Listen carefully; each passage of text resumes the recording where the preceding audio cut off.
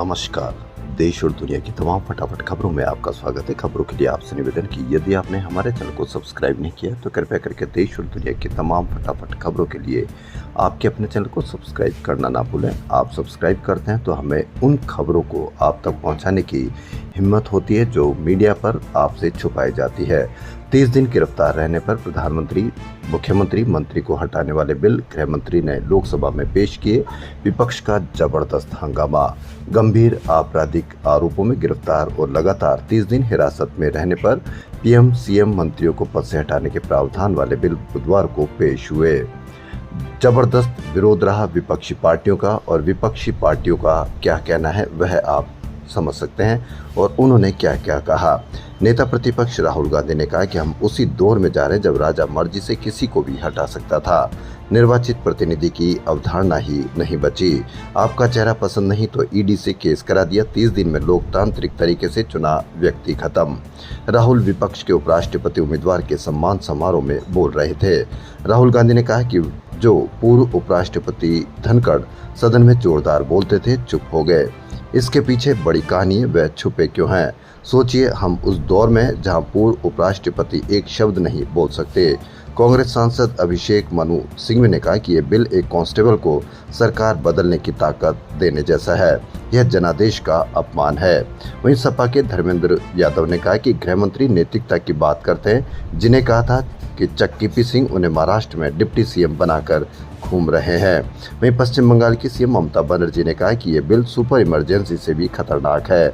यह हिटलरशाही हमला लोकतंत्र को कुचल देगा। तमिलनाडु के सीएम एम.के. स्टालिन, केरल के सीएम पिनराई विजयन ने कहा कि यह बिल विपक्ष को दबाने और लोकतंत्र खत्म करने का षड्यंत्र है। वहीं कांग्रेस के वेणुगोपाल ने कहा कि भाजपा कहती है कि बिल नैतिकता के लिए। क्या गृह मंत्री को जब गुजरात के गृह मंत्री रहते गिरफ्तार किया गया था तब उन्होंने नैतिकता का पालन किया था। वहीं 30 दिन में सरकार का मंत्री हटेगा तो इसके लिए बड़ा उदाहरण सत्येंद्र जैन। जी हां, दिल्ली के मंत्री रहे जैन के खिलाफ मई 2019 में सीबीआई ने आउटसोर्सिंग मामले में केस किया। बाद में अन्य मामलों में आरोपी बने। 4 साल बाद एजेंसी ने क्लोजर रिपोर्ट में कहा कि भ्रष्टाचार के साक्ष्य नहीं मिले, केस बंद हुआ। अब इससे आप अंदाजा लगा लीजिए कि 4 साल बंद होने पर वह 30 दिन में सरकार पर हट जाएंगे या पद से हट जाएंगे। लेकिन 4 साल बाद में यदि किसी रिपोर्ट में कहा गया कि वह दोषी नहीं है तो आप इससे अंदाज़ा लगा लीजिए कि क्या आप इस कानून के तहत आप जानते हैं कानून न्याय करेगा या अन्याय करेगा। यह आप समझें और अपना कमेंट करके बताएं। वहीं सुप्रीम कोर्ट ने बुधवार को कहा कि अगर कोई बिल विधानसभा से पास होकर दूसरी बार राज्यपाल के पास आता है तो राज्यपाल उसे राष्ट्रपति के पास नहीं भेज सकते। संविधान के अनुच्छेद 200 के तहत राज्यपाल के पास 4 विकल्प हैं। बिल को मंजूरी देना, मंजूरी रोकना, राष्ट्रपति के पास भेजना या विधानसभा को पुनर्विचार के लिए लौटाना। लेकिन विधानसभा दोबारा बिल पास करके भेजती है तो राज्यपाल को उसे मंजूरी देनी होगी। सीजे BR गवई की अध्यक्षता वाली 5 जजों की संविधान पीठ ने यह टिप्पणी की है। बेंच ने कहा कि अगर राज्यपाल बिना पुनर्विचार के ही मंजूरी रोकते हैं तो इससे चुनी हुई सरकारें राज्यपाल की मर्जी पर निर्भर हो जाएगी। राज्यपाल को यह अधिकार नहीं कि वह अनिश्चित काल तक मंजूरी रोक कर रखे। इधर जस्टिस नरसिंहा ने कहा कि राज्यपाल की शक्तियों की व्याख्या सीमित दायरे में नहीं की जा सकती। राज्यपाल की मर्जी पर नहीं चल सकती ही चुनी हुई सरकार। उपराष्ट्रपति पद के लिए एनडीए के उम्मीदवार सीपी राधाकृष्णन ने बुधवार को संसद भवन में नामांकन पत्र दाखिल किया।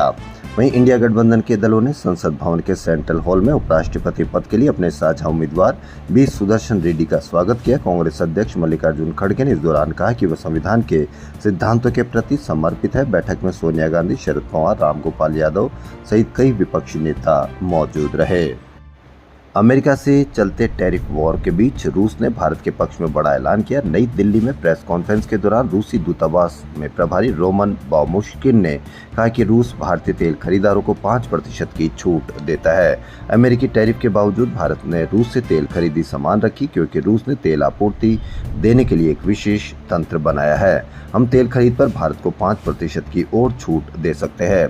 लेकिन ये छूट या जो भी सस्ता तेल खरीदा, क्या आम जनता को उस तेल या सस्ते तेल से फायदा हुआ? इस पर भी आप अवश्य कमेंट करके बताएं। यदि रूस से सस्ता तेल खरीदा गया तो वह विदेशों में ही बेचा गया, यह ट्रंप का आरोप है। यदि रूस से सस्ता तेल खरीदता और आम जनता को भारत में यदि तेल कंपनियां बेचती तो ही आम जनता को फायदा होता, लेकिन टैरिफ से आम जनता पर इसका भार पड़ेगा। पैसे लगाकर खेले जाने वाले ऑनलाइन गेम्स पर पाबंदी लगाने वाले विधेयक बुधवार को लोकसभा ने पारित कर दिया। अब विधेयक राज्यसभा में पेश किया जाएगा। ऑनलाइन गेमिंग प्रोत्साहन एवं नियमन बिल 2025 पेश करते हुए केंद्रीय सूचना और प्रसारण मंत्री अश्विनी वैष्णव ने बताया कि इसका उद्देश्य मोबाइल ऐप के जरिए बढ़ती ऑनलाइन गेमिंग की लत, मनी लॉन्ड्रिंग और वित्तीय धोखाधड़ी की घटनाओं पर लगाम कसना है।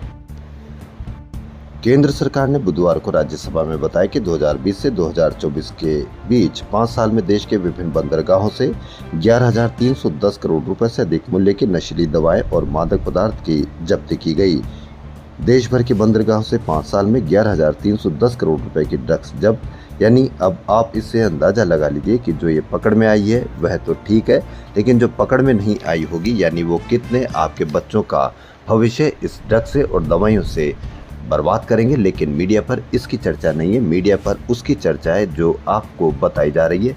क्या वास्तव में उसका डर आपको पूरे जीवन भर रहा या आपको डर लगा, लेकिन मीडिया पर ने बहुत मेहनत की है आपको उस डर से जबरदस्त तरीके से कंट्रोल करने में।